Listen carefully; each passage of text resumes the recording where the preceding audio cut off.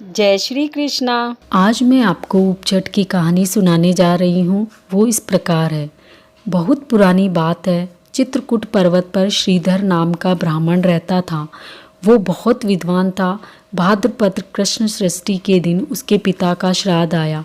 ब्राह्मण अपनी पत्नी को बोला, हे प्रिय, मेरे पिता का आज श्राद्ध है, तुम खीर पूड़ी बनाना। मैं कुछ विद्वान ब्राह्मणों को भोजन के लिए बुला कर लाता हूँ। विद्वान भोजन करने आए, उनके चरण छूकर पूजा करी और उनको आसन पर बिठाया। अब ब्राह्मण की पत्नी रसोई बनाते बनाते रात स्वाला हो गई। मन में विचार किया, ब्राह्मण तो जीमने आ गए, मैं बाजू में बैठ जाऊंगी तो पुरसेगा कौन। ये विचार कर सभी विद्वान ब्राह्मणों को जिमा दिया। विद्वान ब्राह्मण जिम कर घर चले गए। काल आने पर ब्राह्मणी मर गई, परंतु पाप की वजह से नरक यातना भोगनी पड़ी।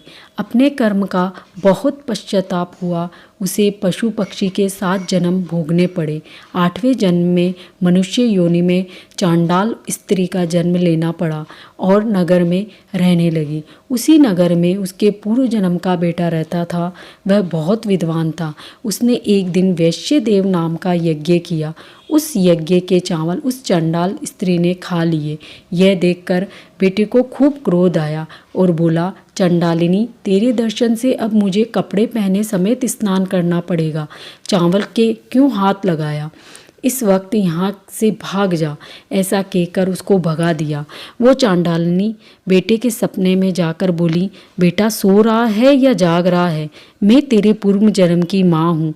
मैं बहुत दुखी हूँ, मेरी मुक्ति करा दे। बेटा बोला, हे माँ, तेरी मुक्ति का तरीका बता। मैं तेरी मुक्ति जरूर कराऊंगा।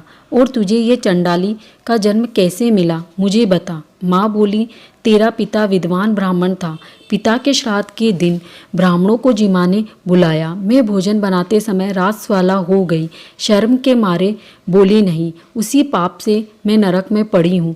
भाद्र पक्ष कृष्ण चंदन सृष्टि को उपवास करके उसका पुण्य ब्राह्मणों के सामने मुझे देना, जिससे नरक यातना से मुझे छुटकारा मिल जाएगा।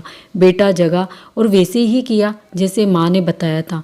इस पुण्य के प्रभाव से माता स्वर्ग में गई। इसीलिए रासवाला के 7वें दिन तक भी इस उपवास को नहीं करना चाहिए। घटती हो तो पूरी करना, पूरी है तो पार लगाना।